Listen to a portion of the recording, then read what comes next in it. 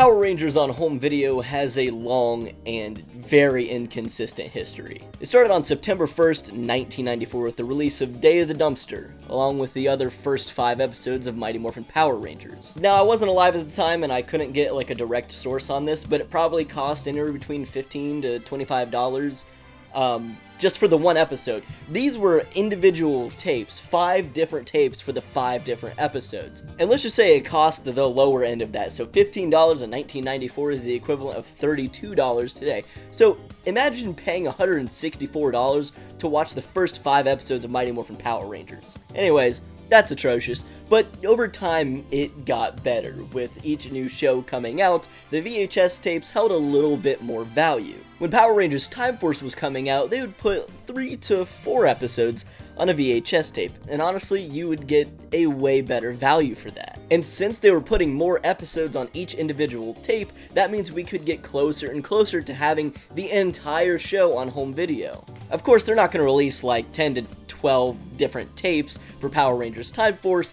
They only did 4, and sometimes it's even less for that in a show, but it still gives you a better idea of what the show was about and everything that happened. Because if you weren't watching on live TV at home on Fox Kids, this was the only way to figure out what the show was about. I don't know why I'm holding it like that.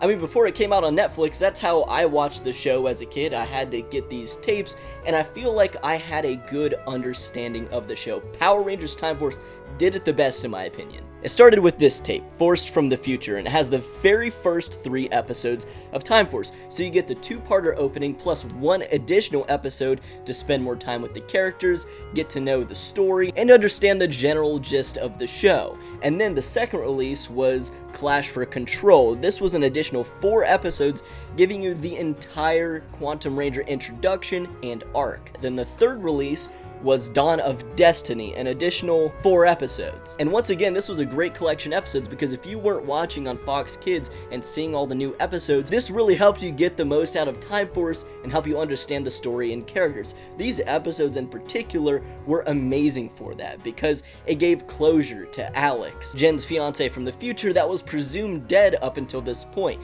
You get resolution for his character. You get Frax's backstory and the reason why he's turning on Rancic and trying to dominate the world himself. And then it also gives a great backstory episode to Rancic, the main villain of the series. And then the final VHS release, The End of Time, was the finale to the show. So I feel like if you didn't watch the show growing up live and seeing all the episodes, this was a great way to experience the entire show. If I had to rewatch Time Force and I only had those 4 tapes, honestly, that would be fine. Alright, what's up? Shirtless Editing Bass up here. I forgot to mention that there's another Time Force VHS tape that I didn't know about, Photo Finish. It has both parts of Movie Madness on it, as well as Full Exposure. Red Alert was also released on VHS. This was a collection of Red Ranger themed episodes, and it only had 1 Time Force episode, but it had Beware the Night. So that's another Time Force episode on here. But as we move into the Disney era, we never saw this again.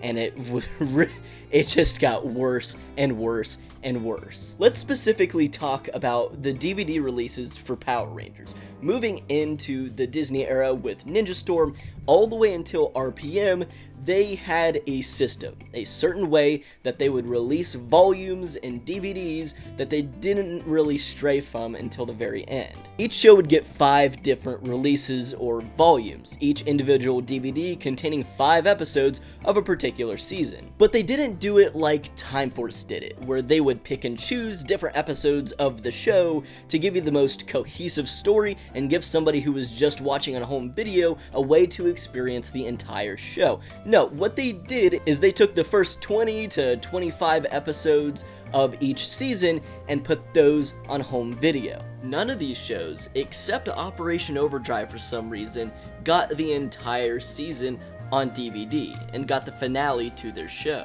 It was a really strange decision and a weird way of doing things. Let's take Power Rangers SPD for example. This is my favorite example because not only is it the one that I owned all the volumes of and experienced the most on DVD, but it also makes the least amount of sense. We got 5 SPD volumes. It was the first 25 episodes on the show on home video, each disc having 5 episodes. That means that the very last volume, Zapped, ended on episode 25, which was Reflection Part 2.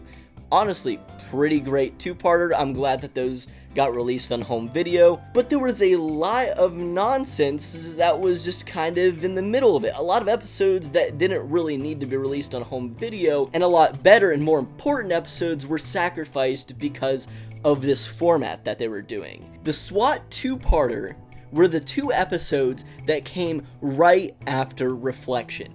So Reflection happened, all of the volumes ended, no more home releases on SPD, we just missed out on the upgrade episodes. The 2 episodes where the Rangers get their SWAT mode, a mode where they made, like most of the SPD toys around, but also one of the most important episodes of the entire show. And forget important, one of the coolest two-parters because they get their upgraded look, one of the coolest power-ups in all of Power Rangers. That didn't get a home release. Instead, we got Zapped, which is what the volume was even named after, which is crazy because you had the Messenger two-parter, the introduction to the Omega Ranger, and the Reflection two-parter, arguably the 2 best episodes of the show, and they named the volume Zapped, one of the worst episodes of the entire show. And then they just didn't put SWAT on it. That's crazy. I would like to mention that at the time of recording this video, I was unaware that Operation Overdrive got all of its episodes released in its 5 volumes. It's really hard to find information on this stuff, so I was like digging deep just to double check. Operation Overdrive got all their episodes. Every other show got 25 episodes or less. So none of these shows, if you were just watching on DVD, got a resolution. None of them got a finale. I thought that SPD just didn't have a finale as a kid, because I wasn't watching on Jetix. My house just didn't have that channel. I wasn't even aware of what of what station Power Rangers was even on.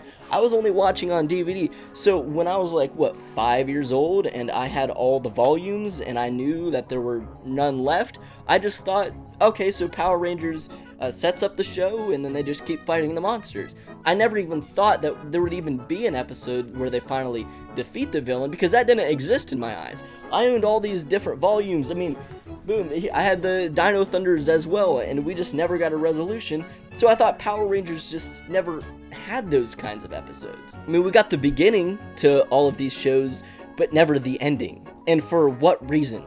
I don't know what that reason is. I couldn't even begin to tell you what would make you even think about releasing it this way. I mean, Power Rangers Time Force, 4 years prior to SPD, was doing this on VHS with less episodes. They gave a more cohesive story that way. The best part about this is that a lot of PAL regions got the entire show. So they would have volumes, I mean, that just looked like this. They would get the same releases as North America, and then it would just continue until the end of the show.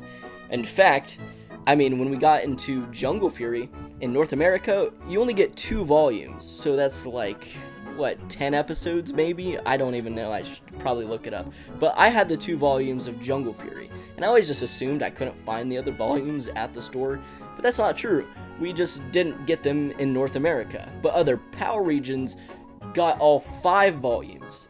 It blew my mind when Power Rangers came to Netflix that SPD had an additional 13 episodes that I had never seen, because I just ran these DVDs into the ground.